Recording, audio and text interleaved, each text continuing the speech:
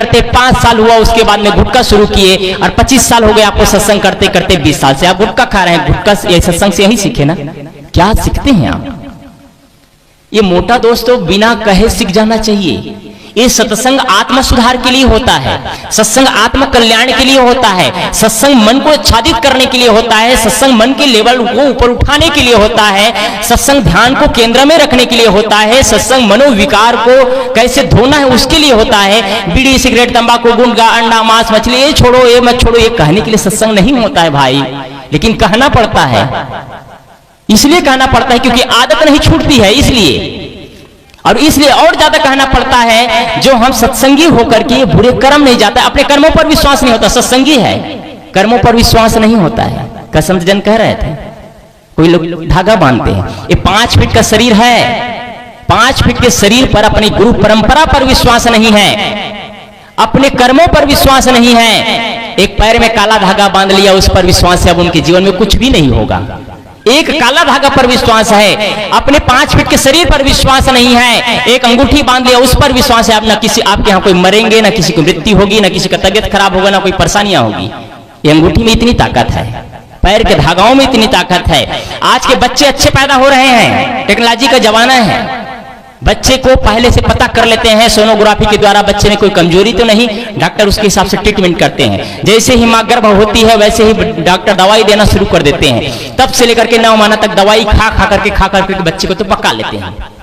बच्चे तो सही जन्म ले रहे हैं, बच्चे विकलांग जन्म नहीं ले रहे हैं, लेकिन बच्चे पैदा होने के बाद विकलांग होता चला जा रहा है। शरीर से नहीं, बुद्धि से विकलांग हो रहा है, बुद्धि से विकलांग होता चला जा रहा है। जैसे बच्चा पैदा लेता है, वो पैर में धागा पहन करके नहीं आता है, गले में ताबीज पहन करके नहीं आता है, माता पिता सबकी बुद्धि मारी जाती है। जैसा पैदा लेता है, बच्चों को विकलांग बनाने के लिए गले में धागा, पैरों में धागा, यहाँ टिका वहां टिका यहाँ टिका। अब बच्चे को बीमार नहीं पड़ेगा ना? आपके अपने स्तनपान पर विश्वास नहीं, आपको अपने गुरु परंपराओं पर विश्वास नहीं, आपको अपने कर्मों पर विश्वास नहीं, आपको अपने जीवन पर विश्वास नहीं। एक काले धागे पर विश्वास है आपको, एक ताबीज पर विश्वास है, एक झाड़ फूक पर विश्वास है। बच्चा रोता है, बैगा के पास ले जाते हैं। जब आदमी 80 साल की गाड़ी, 80 लाख रुपए की भी गाड़ी लेता है, तो उस 80 लाख रुपए की गाड़ी के टेक्नोलॉजी पर विश्वास नहीं होता है। किस पर विश्वास होता है? 80 लाख का गाड़ी लिया है, चलो 8 लाख का ही गाड़ी लेते हैं, 8 लाख की आप गाड़ी लेते हैं, उसको बनाने के लिए 80 करोड़ रुपया लगता है। याद रखिएगा, जब पहले बार किसी गाड़ी को बनाया जाता है, उसका फर्मा रखा जाता है, उसका ढांचा स्ट्रक्चर तैयार किया जाता है पहली बार, उसके बाद न जाने कितने हजार गाड़ियां बनती है उस पर। पहली बार उस पर बनाया जाता है, शोधन किया जाता है, तो कई करोड़ रुपया उसका बार बार चेकअप किया जाता है, बार बार उसको ट्रायल किया जाता है, बार बार चेकअप किया जाता है। उन सारे टेक्नोलॉजी और विज्ञान पर आदमी को भरोसा नहीं होता है। किस पर भरोसा होता है? एक लाल चुनरी बांध लेता है, उस पर भरोसा है। अब आपकी गाड़ी का एक्सीडेंट नहीं होगा। 80 लाख की गाड़ी का टेक्नोलॉजी पर, इंजीनियरिंग पर भरोसा नहीं, लाल चोरी पर भरोसा है। हम लोग एक बार जयपुर गए थे, जयपुर गए, एक आदमी ने बनाया था करीब करोड़ रुपया का मकान, गुरुदेव जी के साथ में गए थे। करोड़ रुपए का मकान बनाया था, पूरा मार्बल टाइल सब बिछा था, पूरा सब तरफ पीओपी फॉल सीलिंग सारा चीज, कोई चीज की कमी नहीं था मकान में। All decoration system, all facility के साथ मकान बना था। करोड़ रुपया का मकान बनाया, मकान बहुत सुंदर, लेकिन मकान के ऊपर में एक पुराना काला टायर लटका था। गुरुदेव जी ने कहा कि ये टायर क्यों लटका है भाई साहब, इसमें मकान बहुत सुंदर है। बगल वाले को पूछे जिनके यहाँ थे, कहे महाराज जी इसलिए लटकाया गया है कि मकान तो सुंदर बन चुका है, सब कुछ अच्छा है, लेकिन मकान में किसी का नजर न लग जाए, इसलिए मकान मालिक ने नया पुराना टायर लटका दिया है। गुरुदेव जी ने कहा बहुत अच्छी बात है, मकान मालिक को कह देना ये तो पुराना टायर है, एक नया टायर लेकर के अपने गले में पहन ले, उनको मौत का नजर नहीं लगेगा। फिर आदमी अंधविश्वास। आप घर बनाते हैं, घर इंजीनियरिंग में उसके टेक्नोलॉजी पर, उसके छड़ सीमेंट गिट्टी रेत पानी डालते हैं, रोज रोज पानी डालते हैं। आप क्यों पानी डालते हैं, मेहनत क्यों करते हैं? सीमेंट गरा डालते बनता चला जाता, क्यों पकाते हैं उसको? वो तो मिर्ची और नींबू गूंथ करके रख देंगे, पक जाएगा। इस पर विश्वास है आपको, एक हंडा पर विश्वास। मेरी बोल रहा हूं, आपको अच्छा लग रहा है भी जान रहा हूं, लेकिन फर्क ज्यादा नहीं पड़ेगा। फर्क पड़ेगा वो आदमी बदल जाएंगे, फर्क पड़ेगा वो मंदिर में जाकर के पानी उतरना बंद कर देंगे, फर्क पड़ेगा वो माता पिता के चरणों में मत्था टेकना शुरू कर देंगे, फर्क पड़ेगा वो बच्चे के गले से ताबीजें उखाड़ करके फेंक देंगे, फर्क पड़ेगा अंगूठी उखाड़ करके फेंक देंगे। कोई फर्क नहीं पड़ेगा ज्यादा। मैं तो बोलूंगा फाड़ फाड़ के, मेरा तो काम ही क्या है। कोई एक लोग भी समझ आ जाए तो अच्छी बात है। बदलिए। कब तक ये नाच नौटंकी करते रहेंगे? कब तक अंधविश्वास के ढकेले में ढकेलते चले जाएंगे? कब तक अपने को अंधेले में डुबा करके रखेंगे? जब ज्ञान का इतना, जब इस ज्ञान के लिए पढ़े लिखे लोगों की जरूरत नहीं होती है। आपको डिग्रियां नहीं चाहिए कबीर के विचारों को समझने के लिए। आत्म उत्थान के लिए डिग्रियों की जरूरत नहीं होता, धनी और गरीब की जरूरत नहीं होता है, सिर्फ समझदारी की जरूरत होती है। मैंने कहा था इंद्रियाणि परमार्थी विषय ही वर्तन्ते, जो संयम करना चाहते हैं, जो आत्म उत्थान करना चाहते हैं, इंद्रियों को अपने इशारे पर ऑपरेट करें, इंद्रियों को अपने इशारे पर चलाए। मैंने पहली पंक्ति कहा था, खक्खा चाहे फोरी मनावे। केंद्र में मन को रखिए। आत्मा के बाद केंद्र में मन आता है। मन को सही दिशा दीजिए, मन को सही संचालित करिए। मन को सही संचालित करना शुरू कर देंगे, मन में साधना करना, मन की साधना करना शुरू कर देंगे, आपका हर क्रियाकलाप अच्छा होगा। मन के बारे में कुछ कहो। मन क्या चीज है, पहले मन को समझिए। लोग कहते हैं क्या बताए साहब जी, मन नचाता है, मन परेशान करता है। सब लोग कहते हैं क्या बताए साहब जी, मन नचाता है, मन परेशान करता है। मैं क्या पूछना चाहता हूं, मन अपने आप में स्वतंत्र चेता है? मन अपने आप में खुद बादशाह है? मन आपको चलाता है कि मन को आप चलाते हैं? मन को आप चलाते हैं तब मन आपको चलाता है। मन अपने आप में स्वतंत्र नहीं है। आत्मा है तो आत्मा से संचालित मन है, मन से संचालित पूरा जीवन होता है। आप मन को गलत दिशा देते हैं तो मन हमको गलत दिशा देती है। मन क्या चीज है? दूसरा उदाहरण बताओ। एक पेड़ है और पेड़ की छाया होती है। आप उस छाया को हटाना चाहते हैं तो उन पेड़ की डालाओं को काटते हैं, छाया हट जाता है। और सिर्फ आप छाया को हटाना चाहे, लाख मेहनत कर ले, पूरी दुनिया की शक्ति लगा दे, उन छाया को आप नहीं हटा सकते। जब तक पेड़ को टच नहीं करेंगे, जब तक पेड़ को नहीं हटाएंगे, छाया नहीं हट सकता। आत्मा के केंद्र में मन है। आत्मा है तब मन है, आत्मा से संचालित है। आत्मा यदि नहीं है तो मन नहीं हो सकता है।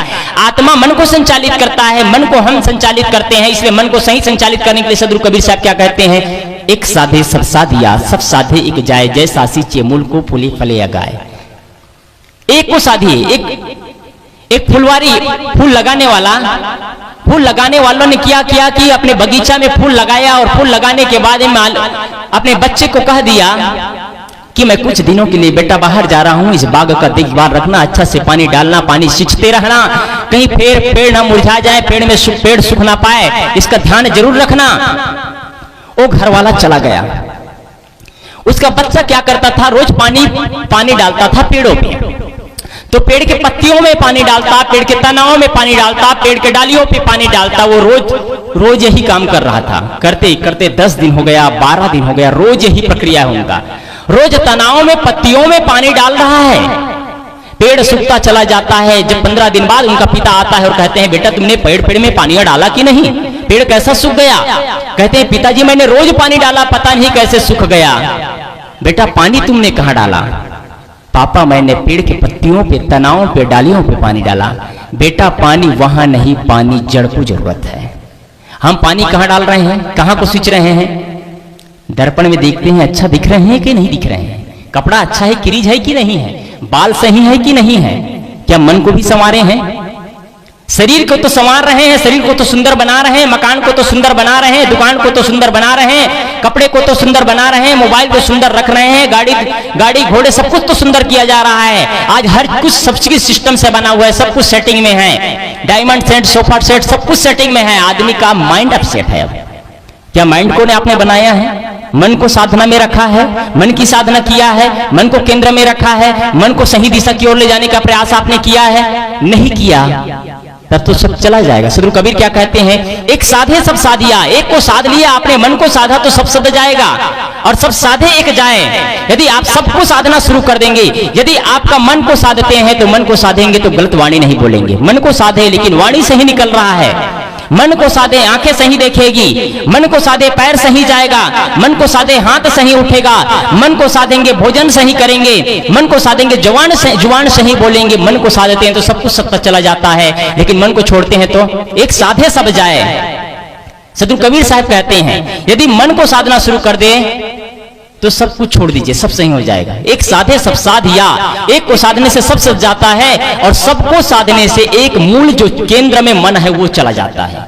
जैसा सींचे मूल को, अब सदगुरु कबीर साहब उदाहरण दे रहे हैं, जैसे सींचे मूल को फूले फले अघाए। आप मूल जड़ में पानी डालते हैं तो पेड़ विकसित होता चला जाता है, हरा भरा होता चला जाता है। आप मन को केंद्र में रखते हैं, मन को साधते हैं तो जीवन सत्ता चला जाता है। इसलिए आत्मीय बंधुओं, आप सभी से निवेदन करना चाहूंगा कि जीवन को साधना के केंद्र की ऊंचाइयों पर ले जाना चाहते हैं तो मैंने कहा संयम चाहिए।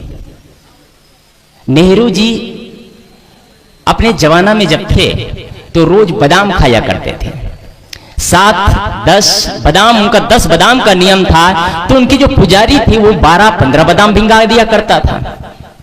एक दिन उनके पुजारी को कहा कि तुम ज्यादा बादाम भिंगा देते हो, इतने बादाम की जरूरत नहीं है, 10 बादाम ही काफी होता है। उनके पुजारी कहते हैं ये तो छोटा छोटा बादाम है, इससे क्या होता है? कहे नियम टूटना नहीं चाहिए, 10 है तो 10 ही रहना चाहिए। हम क्या करते हैं, कभी 2, कभी 4, कभी 6, कभी इधर गए कभी उधर गए। जीवन में संयम ही नहीं है। आपका देखना, आपका बोलना, आपका चलना, आपका खाना, आपका पीना, आपका उठना, आपका हाथ उठना, पैर उठना, शरीर के संचालित होना, सब कुछ संयमित होना चाहिए। मैंने कहा जानवरों में संयम होता है, जानवरों में जो डिसिप्लिन होता है, इंसान पे डिसिप्लिन नहीं। मैंने उदाहरण दिया था ना, गाय मर जाएगी लेकिन मांस नहीं खाएगी, खाएगी तो घास ही खाएगी। शेर मर जाएगा, खाएगा तो मांस ही खाएगा लेकिन घास नहीं खाएगा। इंसान क्या चीज है? इंसान को क्या कहेंगे? आप किसको गिनती में लेंगे? अपने आप को गिनती में ले लीजिए जो गुटखा, जर्दा, शराब, अंडा, मांस, मछली, शराब, शाकाहारी सब कुछ हजम कर जाता है। 50 रुपया, 30 रुपया, 20 रुपये किलो में शुद्ध सब्जियां मिलती है। इंसान की बुद्धि तो देखिए 300 रुपये मटन तौला करके खाता है। वो भी ऐसे इंसान की बुद्धि है जो किसी की हत्या करके अपना पेट का पूजा करता है। कैसा हैवानियत है ये? इंसानियत कहाँ है? इसे इंसान कैसे कहेंगे हम? जो किसी का बलि करके, किसी का प्राण ले करके किसी का पेट की पूजा हो रहा हो, किसी का पेट भर रहा हो, इंसानियत थोड़ी भी नहीं है। इसलिए आत्मीय बंधुओं में कठोर शब्दों का यूज किया कि जीवन में संयम की जरूरत है। जो अपने आप को संयमी कहते हैं, जो अपने आप को सनातनी कहते हैं, जो अपने आप को पुजारी कहते हैं, आप सभी से निवेदन करना चाहूंगा कि संयम की परिभाषा यदि जीवन में संयमित होगा और मन की साधना करेंगे, मन की साधना करने वाले पहले माता पिता को महत्व देते हैं। हम सब लोग क्या करते हैं, मंदिर तो बनाते हैं, मंदिर का महत्व पहले देते हैं, माता पिता रूपी इंसान भगवान को महत्व नहीं देते हैं। बुढ़ापे में आपको माता पिता को आपकी संपत्ति नहीं चाहिए, बुढ़ापे में माँ बाप को बच्चा का प्यार चाहिए। जब जब बच्चा घर से निकलता है, माँ से आशीर्वाद लेकर के निकलता है, पिता से आशीर्वाद लेकर के निकलता है, तो आप ही से ड्यूटी से निकलने के बाद वो आशीर्वाद आपका घर में आने का टाइम 5 बजे है, 5:05 होता है, माता घर से निकल करके देखती है बेटा कैसे नहीं आ रहा है। 5:10 हो गया, घर से बाहर कुर्सी लेकर के बैठ जाती है, बेटा कैसे नहीं आ रहा है। आपका प्यार, माँ बाप का प्यार वो खींच करके घर की ओर लाता है और उनको इंतजार करते रहते हैं। जो माँ बाप से प्यार नहीं करते हैं, माँ बाप का प्रणाम करके नहीं जाते हैं, आकर के प्रणाम नहीं करते हैं, वो मत घर से जैसे ही ड्यूटी से, खेत से, खलिहान से निकलने के बाद 2-4 पैसा कमाता है, उसको भी शराब में लौटाता है, मदिरालय की ओर बढ़ता है। और जो माँ बाप से प्यार करते हैं उनका प्यार घर में खींच करके लाता है। बुढ़ापा में माँ बाप जर्जरता की अवस्था होती है, जर्जरता की अवस्था में जब कोई बीमार पड़ते हैं तो माँ बाप को टॉनिक देते हैं, इलाज कराते हैं, ट्रीटमेंट कराते हैं, तो उसके चेहरे पे मुस्कान आ जाता है, चेहरा खिल उठता है। वैसे ही बुढ़ापे में यदि कोई माता पिता है, उनके बच्चे अनुकूल निकल जाए, उनके बच्चे सही दिशा में चलना शुरू कर दे, सही मार्ग में चलना शुरू कर दे, माता पिता का आज्ञा का पालन करना शुरू कर दे, और माता को घर से, ऑफिस से, ड्यूटी से, खेत से आने के बाद माता और पिता को भोजन पूछ ले, स्वास्थ्य पूछ ले, बैठ करके उनको समय दे दे। मैंने पहले ही कहा था मंदिर में पूजा करना उतना महत्वपूर्ण नहीं है जितना महत्वपूर्ण आप माता और पिता को 15 मिनट का समय दे सकते हैं, ये महत्वपूर्ण है। आप 15 मिनट बैठ करके माँ और पिता को समय देते हैं, ये महत्वपूर्ण है। पूजा महत्वपूर्ण नहीं है, पूजा से ज्यादा महत्वपूर्ण माता पिता को समय देना है। आप घर में आकर के माता पिता का चरण स्पर्श कर लेते हैं और उनके कहे हुए बातों को मानते हैं, तो माता पिता को लगता है कि आज भी मेरे बेटे मेरे कहा मानते हैं, आज भी मेरे बेटा मेरे बता हुए मार्ग पर चलता है। उसके चेहरे पे मुस्कान रहता है, उनके मन में प्रसन्नता होती है, उनका चेहरा खिल उठता है, उनको किसी टानी की जरूरत नहीं होती है। बुढ़ापे और जर्जरता की अवस्था तक माता पिता आनंद से जीते हैं। मैंने जो बच्चों को धन दिया वो धन का विकास तो किया, लेकिन मैंने जो अध्यात्म पथ की सीढ़ी और मार्ग बताया था उनको बच्चे संचालित कर रहे हैं। और आज पूरे परिवार में शांति का वातावरण है, पूरे परिवार में संयम की परिभाषा से जिया जाता है। इसलिए आत्मीय बंधु आप सभी से निवेदन है, संयम की परिभाषा सही ढंग से जीवन को संचालित करें। कुछ कठोर शब्दों का यूज किया, बुरा लगा हो तो आप सभी से मैं क्षमा चाहता हूं। सत्य तो हमें